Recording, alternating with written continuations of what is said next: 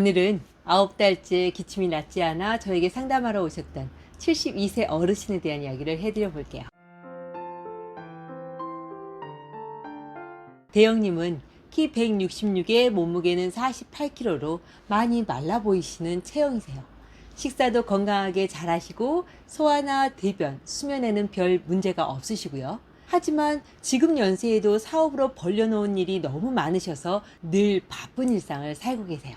참고로 대영님은 30여 년 전에 위와 비장을 절제하신 이력이 있으세요. 그때 간경화로 인한 식도 정맥류로 거의 죽을 뻔하셨는데 위와 비장을 절개하고 식도와 소장을 잇는 대수술을 하신 후 다시 살아나셔서 그때 이후론 죽다 살아나신 것에 대해 늘 감사하며 기쁘고 건강하게 사시려고 노력하시죠. 하지만 이렇게 건강을 유지하려 좋은 생활 습관과 건강한 음식을 챙겨 먹는데도 작년 9월 이후로 시작된 기침이 낫질 않고 이게 오후 3시부터는 더욱 심해져 어느 순간 기침이 폭발하면 쉽게 가라앉질 않아 사람들을 만나는 것도 업무를 보는 것도 힘들어지셨대요. 그게 갑자기 찬바람을 쐬거나 찬 음식을 먹을 때도 기침이 심하게 유발되니 요즘은 찬 음식도 에어컨도 엄청 피하고 계시고요. 참고로 대용님은 몇 년 전 담낭에 돌이 꽤 커져 돌을 깬 후 우르사를 매 식사 때마다 드시는 것 빼고는 특별히 드시고 계시는 약도 없으세요. 혈압이나 당뇨, 고지혈증 같은 약이나 영양제까지도요. 여기까지 들으시니 대영님의 오래된 기침이 왜 시작되었는지 그리고 왜 이렇게 낫질 않고 계속되는지 감이 잘 안 오시죠? 저도 똑같은 마음에 대영님께 혹시 예전에 기침을 이렇게 오래 하신 적 있으세요? 왜 기침이 시작되는지 전혀 감을 못 잡겠어요. 저의 질문에 대영님은 예전에 기침으로 고생하신 적은 전혀 없으셨다고.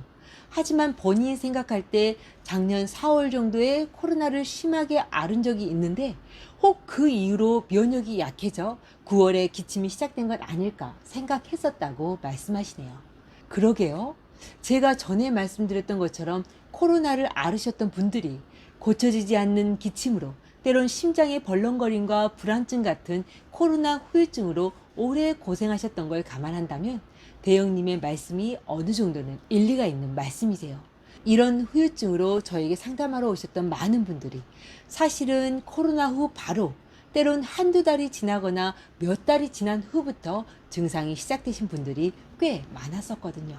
그리고 그렇게 고생하셨던 분들의 병의 시작과 진행 과정을 들으며 제가 들었던 생각은 코로나로 면역계는 어떤 강한 자극을 받았고 그렇게 면역계가 멈추지 않고 계속 작동하면서 자신이 약한 곳, 가령 기관지나 폐, 심장 같은 장기에 열이 지속적으로 발생하면서 폐와 심장이 열에 의해 건조하게 마르고 위축되어 코로나 후유증인 기침이나 심장 벌렁거림이 발생하게 되는구나.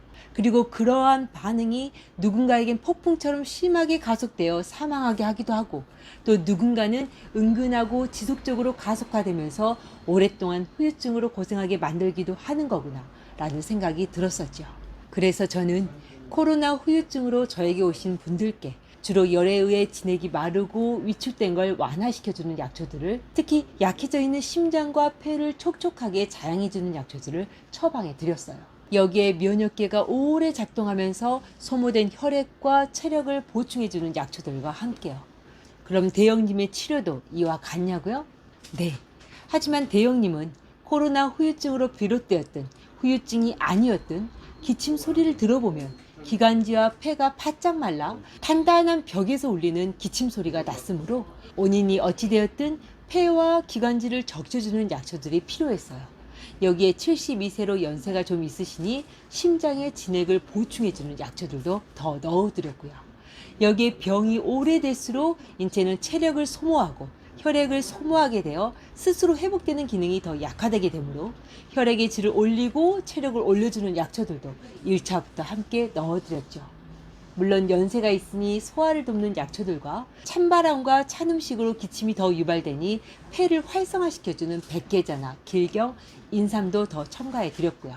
그리고 대영님은 이런 처방으로 11분씩 6번 정도 드신 후에 기침이 80% 이상 줄으시고 교회에서 찬송가도 다시 부를 수 있게 되셨다고, 체력도 한결 거뜬해지시는 걸 느끼신다고 저에게 고맙다 해 주셨죠.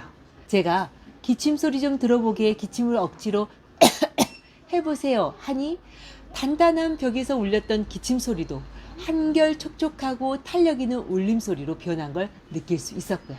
저는 대형님께 스스로의 기능이 70에서 80% 이상 회복되었으니 이제는 안심해도 되겠다고, 한약도 하루 3번이 아니라 2번만 드시면서 10일씩 한두 번 정도만 더 드시고 쉬어도 되겠다고 말씀드렸네요. 참고로 원래 현재 기침이 심한 상태에서는 상체에 열을 줄 수 있는 인삼이나 홍삼, 황기나 녹용 등은 아주 주의해야 해요. 저도 앞에 대형님께 인삼을 쓸 때는 폐와 기관지를 충분히 촉촉하게 적신 한 달 후부터 쓰기 시작했고요.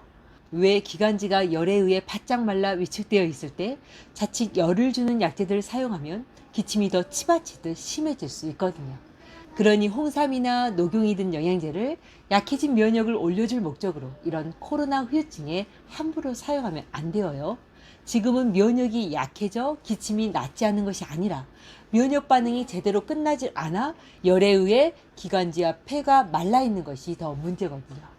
또 꼭 코로나 후유증이 아니어도 폐와 기관지가 바짝 말라 건조해져 있을 때도 열을 주는 약초들은 아주 주의해야 해요. 폐의 진액을 말리는 은행이나 수세미 등의 민간요법도 절대 사용하면 안 되고요.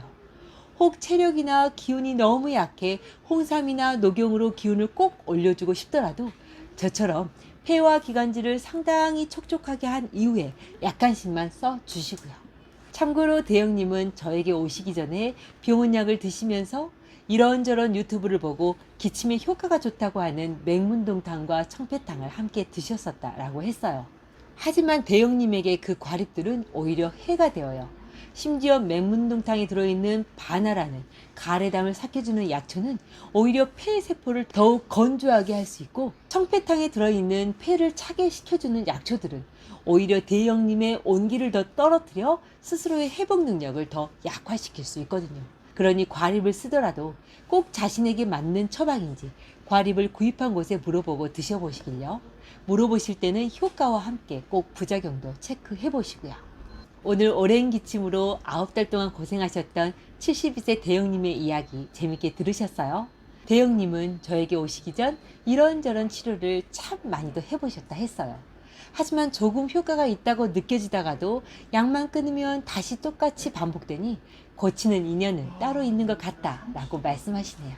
저도 그렇게 생각되어요.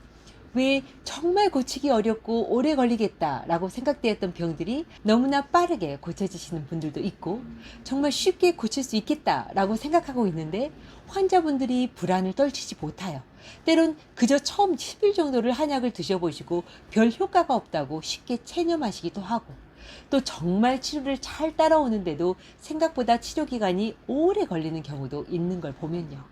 그러니 늘 겸손하게 병의 근본 원인을 찾으려 더 묻고 더 귀 기울이고 더욱 진지하게 최선을 다할 수밖에요.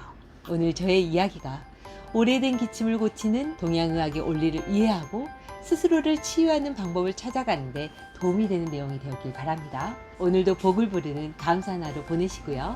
그럼 다음 시간에 다시 만나요.